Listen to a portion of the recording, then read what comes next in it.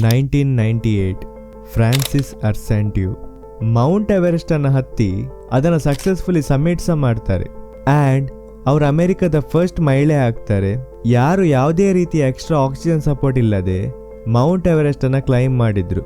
ಇಲ್ಲಿ ತನಕ ಎಲ್ಲ ಸರಿಯಾಗಿತ್ತು, but things didn't go as she planned. ಇವತ್ತಿನ documentary one of the tragic story of Mount Everest, the sleeping beauty of Everest.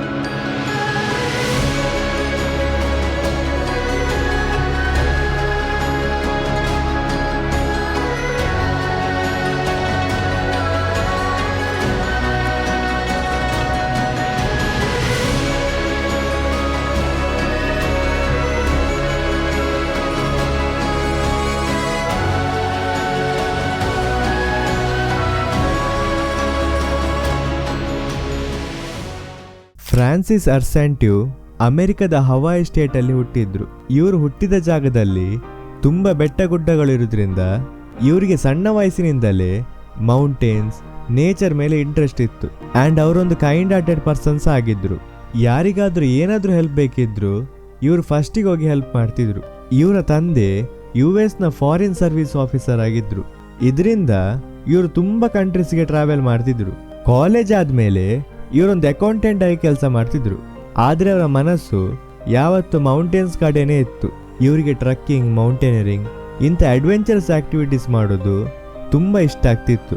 ಯಾರಿಗೆ trekking and mountaineering difference ಗೊತ್ತಿಲ್ಲ ಅವರಿಗೆ trekking ಅಂದರೆ ಹಿಲ್ ಸ್ಟೇಷನ್, ಫಾರೆಸ್ಟ್ ಏರಿಯಾ ಇಂಥ ಪ್ಲೇಸಸ್ ಅಲ್ಲಿ ಮಾಡ್ತಾರೆ. ಅದೇ mountaineering steep mountains, glaciers ಅಥವಾ ದೊಡ್ಡ ದೊಡ್ಡ ರಾಕ್ ಮೌಂಟೇನ್ಸ್. ಇಂಥ ಬೆಟ್ಟಗಳನ್ನು ಹತ್ತಬೇಕಾದ್ರೆ ನಿಮ್ಮೊಟ್ಟಿಗೆ ಪ್ರಾಪರ್ ಎಕ್ವಿಪ್ಮೆಂಟ್ಸ್ ಇರಬೇಕು. ಅವ್ರು ಸ್ವಲ್ಪ ದೊಡ್ಡವರಾದ ನಂತರ ಮೌಂಟೇನರಿಂಗ್ ಅನ್ನ ಸೀರಿಯಸ್ ಆಗಿ ತಗೊಳ್ಳಿಕ್ಕೆ ಸ್ಟಾರ್ಟ್ ಮಾಡಿದ್ರು ಆ್ಯಂಡ್ ಇವರು ವರ್ಲ್ಡ್ನ ಕೆಲವು ಹೈಯೆಸ್ಟ್ ಮೌಂಟೇನ್ ಅನ್ನ ಕ್ಲೈಮ್ ಮಾಡಿದ್ರು, ಲೈಕ್ ಅಲಾಸ್ಕಾದ ಮೌಂಟ್ ಡೆನಾಲಿ ಆ್ಯಂಡ್ ರಷ್ಯಾದ Mount Elbrus etcetera. At this point ಇವರಿಗೆ ಮೌಂಟೇನ್ಸ್ ಹತ್ತೋದು ಒಂದು ಅಡಿಕ್ಷನ್ ಆಗಿತ್ತು. ಒಂದಾದ್ಮೇಲೆ ಇನ್ನೊಂದು ಈ ಥರ ತುಂಬ ಪರ್ವತಗಳನ್ನು ಹತ್ತಿದ್ರು. ಇಂಥದ್ದೇ ಒಂದು ಎಕ್ಸ್ಪೆಡಿಷನ್ ಅಲ್ಲಿ ಇವರಿಗೆ ಸರ್ಗೆಯ್ ಅರ್ಸೆಂಟ್ಯೂ ಎನ್ನುವ ವ್ಯಕ್ತಿ ಪರಿಚಯ ಆಗ್ತಾರೆ. ಅರ್ಸೆಂಟ್ಯೂ ಒಂದು ಸ್ಕಿಲ್ಡ್ ರಷ್ಯನ್ ಅಮೆರಿಕನ್ ಮೌಂಟೇನಿಯರ್. ಅವರು ಅವರ ಇನ್ಕ್ರೆಡಿಬಲ್ ಸ್ಟ್ರೆಂತ್ ಆ್ಯಂಡ್ ಅವರ ಕ್ಲೈಂಬಿಂಗ್ ಟೆಕ್ನಿಕ್ಸ್ಗೆ ಫೇಮಸ್ ಆಗಿದ್ರು. ಇವರಿಗೂ ಮೌಂಟೇನ್ಸ್ ಮೇಲೆ ತುಂಬ ಇಂಟ್ರೆಸ್ಟ್ ಇರೋದ್ರಿಂದ ಇವರಿಬ್ರು ತುಂಬ ಬೇಗನೆ ಕ್ಲೋಸ್ ಆದ್ರು ಆ್ಯಂಡ್ ಇಬ್ರು ಒಟ್ಟಿಗೆ ಕೆಲವು ಎಕ್ಸ್ಪೆಡಿಷನ್ ಮಾಡಿದ್ರು. ಸ್ಲೋಲಿ ಇಬ್ರಿಗೂ ಫೀಲಿಂಗ್ಸ್ ಡೆವಲಪ್ ಆಗಲಿಕ್ಕೆ ಸ್ಟಾರ್ಟ್ ಆಯಿತು and they fell in love. ಆಮೇಲೆ ಇಬ್ರು ಮದುವೆ ಆದ್ರು. ಮದುವೆ ಆದ್ಮೇಲೆ ಇಬ್ರಿಗೂ ಒಂದೇ ಡ್ರೀಮ್ ಇತ್ತು, that's to climb the Mount Everest. ಅದು ಸಹ ವಿದೌಟ್ ಎನಿ ಆಕ್ಸಿಜನ್ ಸಪೋರ್ಟ್. ಇದು ಎಷ್ಟು ರಿಸ್ಕಿ ಅಂತ ತಿಳ್ಕೊಳ್ಬೇಕಾದ್ರೆ ಮೌಂಟ್ ಎವರೆಸ್ಟ್ ನ ಟೋಟಲ್ ಹೈಟ್ ಬಂದ್ಬಿಟ್ಟು 8,848 ಮೀಟರ್ಸ್. ಇಷ್ಟು ಹೈಟ್ ಅಲ್ಲಿ ಆಕ್ಸಿಜನ್ ಲೆವೆಲ್ ತುಂಬಾ ಕಮ್ಮಿ ಇರ್ತದೆ. 8,000 ಮೀಟರ್ ಆದ್ಮೇಲೆ ಅದನ್ನ ಡೆತ್ ಝೋನ್ ಅಂತ ಕರೀತಾರೆ. ಯಾಕಂದ್ರೆ ಇಲ್ಲಿನ ಟೆಂಪರೇಚರ್ -40°C ತನಕ ಹೋಗ್ತದೆ ಆ್ಯಂಡ್ ಇಲ್ಲಿನ ಆಕ್ಸಿಜನ್ ಲೆವೆಲ್ ನಾವೇನು ಆಕ್ಸಿಜನ್ ಬ್ರೀತ್ ಮಾಡ್ತಿದ್ದೇವಲ್ಲ ಇದರ 15% ಮಾತ್ರ ಇರೋದು. ಇದರ ಇನ್ನೊಂದು ಹೆಸರೇ the graveyard of the sky. ಇಲ್ಲಿ ಇವತ್ತಿಗೂ 300ಕ್ಕಿಂತ ಹೆಚ್ಚು ಕ್ಲೈಂಬರ್ಸ್ನ ಬಾಡಿ ಅಲ್ಲೇ ಫ್ರೀಸ್ ಆಗಿದೆ ಆ್ಯಂಡ್ ನೀವು ಇಲ್ಲಿ 20 ಗಂಟೆಗಿಂತ ಜಾಸ್ತಿ ಸರ್ವೈವ್ ಮಾಡಲಿಕ್ಕೆ ಆಗೋದೇ ಇಲ್ಲ. ಸೊ ಆಕ್ಸಿಜನ್ ಸಪೋರ್ಟ್ ಇಲ್ಲದೆ ಎವರೆಸ್ಟನ್ನು ಕ್ಲೈಂಬ್ ಮಾಡೋದಂದ್ರೆ ಡೈರೆಕ್ಟ್ ಯಮರಾಜರಿಗೆ ಇನ್ವಿಟೇಷನ್ ಕೊಟ್ಟ ಥರ. ಇಷ್ಟು ಡಿಫಿಕಲ್ಟಿ ಇದ್ರು ಅವ್ರು ಈ ಚಾಲೆಂಜ್ ಅನ್ನ ಮಾಡ್ಲಿಕ್ಕೆ ಒಪ್ಪಿದ್ರು.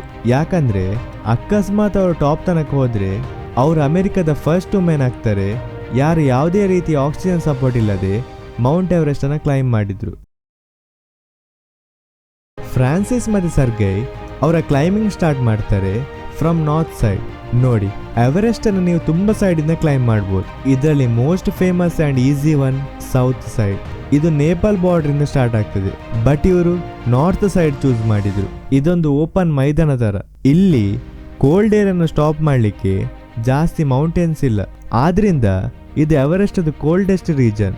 ಆದ್ರೂ ಇವರು ನಾರ್ತ್ ಸೈಡ್ ಅನ್ನು ಚೂಸ್ ಮಾಡ್ತಾರೆ ಯಾಕಂದ್ರೆ ಇಲ್ಲಿ ಡಿಸ್ಟೆನ್ಸ್ ಸ್ವಲ್ಪ ಶಾರ್ಟರ್. ಅದಕ್ಕೋಸ್ಕರ ಇವರು ನಾರ್ತ್ ಸೈಡ್ ಅನ್ನು ಚೂಸ್ ಮಾಡ್ತಾರೆ. ಸ್ಟಾರ್ಟಿಂಗ್ ಡೇಸ್ ಅಲ್ಲಿ ಇವರಿಗೆ ತುಂಬಾ ಡಿಫಿಕಲ್ಟಿ ಫೇಸ್ ಮಾಡಬೇಕಾಯಿತು. ಲೈಕ್ ವೆದರ್ ತುಂಬಾ ಹಾರ್ಶ್ ಆಗಿತ್ತು. ಅವರ ಆಕ್ಸಿಜನ್ ರೆಗ್ಯುಲೇಟರ್ ಅಂದ್ರೆ ಆಕ್ಸಿಜನ್ ಅದು ಲೆವೆಲ್ ನೋಡೋ ಮಿಷಿನ್ ಹಾಳಾಗಿತ್ತು ಆ್ಯಂಡ್ ಆ ಟೈಮಲ್ಲಿ ಎಕ್ಸ್ಟ್ರೀಮ್ ಸ್ನೋಫಾಲ್ ಆಗ್ತಿತ್ತು. ಇದರಿಂದ ಇವರ ತುಂಬ ಅಟೆಂಪ್ಟ್ ಫೇಲ್ ಆಗಿ ವಾಪಸ್ ಹೋಗ್ಬೇಕಾಯ್ತು. ಬಟ್ ಇವ್ರು ಯಾವತ್ತೂ ಹೋಪ್ ಲೂಸ್ ಮಾಡಲಿಲ್ಲ. ಫೈನಲಿ ಆನ್ 22 ಮೇ 1998 ತುಂಬ ಅಟೆಂಪ್ಟ್ ಆದಮೇಲೆ ಇವರು finally Mount Everest summit reach ಆದರು. ಆ್ಯಂಡ್ ಫ್ರಾನ್ಸಿಸ್ ಅರ್ಸೆಂಟಿವ್ ಯಾವುದೇ ರೀತಿ ಆಕ್ಸಿಜನ್ ಸಪೋರ್ಟ್ ಇಲ್ಲದೆ ಎವರೆಸ್ಟನ್ನು ಕ್ಲೈಂಬ್ ಮಾಡಿದರು. ಇದೊಂದು ಹಿಸ್ಟಾರಿಕ್ ಮೂಮೆಂಟ್ ಆಗಿತ್ತು. ಎಲ್ಲವೂ ಸರಿಯಾಗಿತ್ತು. ಇಬ್ಬರು ಖುಷಿಯಲ್ಲಿ ಎಂಜಾಯ್ ಮಾಡ್ತಿದ್ರು, ಫೋಟೋಸ್ ತೆಗಿತಿದ್ರು. ಬಟ್ ಈ ಖುಷಿ ಸ್ವಲ್ಪ ಟೈಮ್ ಮಾತ್ರ ಅಂತ ಅವ್ರಿಗೆ ಗೊತ್ತಿರಲಿಲ್ಲ. ನೋಡಿ, ಮೌಂಟ್ ಎವರೆಸ್ಟ್ನ ಮೋಸ್ಟ್ ಆಫ್ ದ ಡೆತ್ ಮೇಲೆ ಹೋಗುವಾಗಲ್ಲ, ವಾಪಸ್ ಕೆಳಗೆ ಬರುವಾಗ ಆಗೋದು. ಇದು ಯಾಕಂದ್ರೆ ತುಂಬ ಸಿಂಪಲ್. ಒಂದು, ಅವ್ರು ತುಂಬ ಎಕ್ಸಾಸ್ಟ್ ಆಗಿರ್ತಾರೆ. ಇನ್ನೊಂದು ರೀಸನ್, ಲೈಕ್ ನೀವೊಂದು ಸಿಂಪಲ್ ಟ್ರೆಕ್ ಮಾಡಿದ್ರು ನಿಮ್ಗೆ ಗೊತ್ತಿರ್ಬೋದು, ಲೈಕ್ ಮೇಲೆ ಹೋಗೋದು ತುಂಬ ಈಸಿ, ಬಟ್ ಕೆಳಗೆ ಬರುವಾಗ ನಮ್ಮ ಬಾಡಿ ವೇಟ್ ಕೆಳಗೆ ಪುಷ್ ಮಾಡಲಿಕ್ಕೆ ಸ್ಟಾರ್ಟ್ ಮಾಡ್ತದೆ. ಸೊ ಇದರಿಂದ ಸ್ಲಿಪ್ ಆಗೋ ಚಾನ್ಸಸ್ ತುಂಬ ಇರ್ತದೆ. ಯಾವಾಗ ಕೆಳಗಿಳಿಯುವ ಟೈಮ್ ಬಂತು, ಇವರು ಆಲ್ರೆಡಿ ಲೇಟ್ ಆಗಿದ್ರು. ಸೂರ್ಯ ಮುಳುಗ್ಲಿಕ್ಕೆ ರೆಡಿ ಆಗಿದ್ದ. ಆ್ಯಂಡ್ ವಿಂಡ್ ಸ್ಪೀಡ್ ಸಹ ಜಾಸ್ತಿ ಆಗ್ತಿತ್ತು. ಟೆಂಪರೇಚರ್ ಸಡನ್ಲಿ ಡ್ರಾಪ್ ಆಗಲಿಕ್ಕೆ ಸ್ಟಾರ್ಟ್ ಆಯಿತು. ಆ್ಯಂಡ್ ಮೌಂಟೇನ್ ಇನ್ನು ಡೆಡ್ಲಿ ಆಗಲಿಕ್ಕೆ ಸ್ಟಾರ್ಟ್ ಆಯಿತು. ಕೋಲ್ಡ್ ಏರಿಂದ ಫ್ರಾನ್ಸಿಸ್ಗೆ ಉಸಿರಾಡಲಿಕ್ಕೆ ಪ್ರಾಬ್ಲಮ್ ಆಗಲಿಕ್ಕೆ ಸ್ಟಾರ್ಟ್ ಆಯಿತು. ಅವರ body full weak and exhaust ಆಗಿತ್ತು. ಆ್ಯಂಡ್ ಅವರಿಗೆ ಒಂದೊಂದು ಸ್ಟೆಪ್ ಇಡಲಿಕ್ಕೆ ಕಷ್ಟ ಆಗ್ತಿತ್ತು. ತುಂಬ ಹೊತ್ತು ಕೋಲ್ಡ್ ವೆದರಿಗೆ ಎಕ್ಸ್ಪೋಸ್ ಆಗಿರೋದ್ರಿಂದ ಅವರಿಗೆ ಫ್ರಾಸ್ಟ್ ಬೈಟ್ ಆಗಲಿಕ್ಕೆ ಸ್ಟಾರ್ಟ್ ಆಯಿತು. ಫ್ರಾಸ್ಟ್ ಬೈಟ್ ಅಂದರೆ ಕೆಲವು ಬಾಡಿ ಪಾರ್ಟ್ ಫ್ರೀಸ್ ಆಗೋದು. ಸೂರ್ಯ ಕಂಪ್ಲೀಟ್ಲಿ ಮುಳುಗಿತು.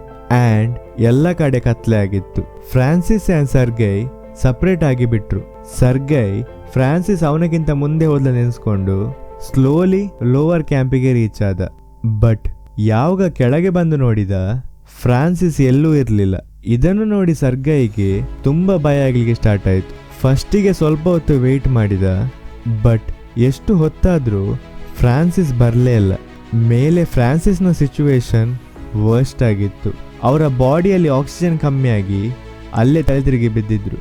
ಸರ್ಗೈ ಇನ್ನು ವೆಯ್ಟ್ ಮಾಡ್ಲಿಕ್ಕಾಗದೆ ಆಕ್ಸಿಜನ್ ಕ್ಯಾನ್ ಮತ್ತು ನೀರನ್ನು ಇಟ್ಕೊಂಡು ಏನೋ ಯೋಚನೆ ಮಾಡದೆ ಅವನ ಹೆಂಡತಿಯನ್ನು ರೆಸ್ಕ್ಯೂ ಮಾಡಲಿಕ್ಕೆ ಒಬ್ಬನೇ ಪುನಃ ಮೇಲೆ ಹೋಗ್ತಾನೆ. ಇನ್ನೊಂದು ಸೈಡಲ್ಲಿ ಫ್ರಾನ್ಸಿಸ್ ಅವಳ ಕಾನ್ಷಿಯಸ್ನೆಸ್ ತಪ್ತಿದ್ಲು. ಅವರ ಫೇಸ್, ಕೈ ಎಲ್ಲ ಕಡೆ ಫ್ರಾಸ್ಟ್ ಬೈಟ್ ಆಗ್ತಿತ್ತು. ಅವರ ವಾಯ್ಸ್ ಸಹ ವೀಕ್ ಆಗಿತ್ತು. ಬಾಡಿ ಸಹ ರೆಸ್ಪಾನ್ಸ್ ಮಾಡ್ತಿರ್ಲಿಲ್ಲ. ನೆಕ್ಸ್ಟ್ ಮಾರ್ನಿಂಗ್ ಉಜ್ಬೇಕಿಸ್ತಾನ ಒಂದು ಕ್ಲೈಂಬಿಂಗ್ ಟೀಮಿಗೆ ಅವ್ರು ಸಿಕ್ಕಿದ್ರು. ಫ್ರಾನ್ಸಿಸ್ ಉಸಿರಾಡ್ತಿದ್ರು, ಬಟ್ ಅವ್ರಿಗೆ ನಿಲ್ಲಕ್ಕೆ ತಾಕತ್ತೇ ಇರಲಿಲ್ಲ. ಇವ್ರು ಎಷ್ಟಾಗ್ತದೆ ಅಷ್ಟು ಟ್ರೈ ಮಾಡಿದ್ರು. ಆಕ್ಸಿಜನ್ ಕೊಟ್ಟರು, ಎಳ್ಕೊಂಡು ಹೋಗ್ಲಿಕ್ಕೆ ಟ್ರೈ ಮಾಡಿದ್ರು. ಬಟ್ ಇಲ್ಲಿನ ಹಾರ್ಶ್ ಎನ್ವೈರ್ಮೆಂಟಿಂದ ಏನು ಮಾಡಲಿಕ್ಕಾಗದೆ ಅಲ್ಲೇ ಬಿಟ್ಟೋದ್ರು. 2-3 ಗಂಟೆ ಆದಮೇಲೆ ಇನ್ನೊಂದು ಟೀಮ್ ಅವರ ಮುಂದೆ ಪಾಸ್ ಆಯಿತು. ಆಗ ಸಹ ಇವರು ಉಸಿರಾಡ್ತಿದ್ರು, ಬಟ್ ಅವರಿಗೂ ಏನು ಮಾಡಲಿಕ್ಕಾಗಲಿಲ್ಲ.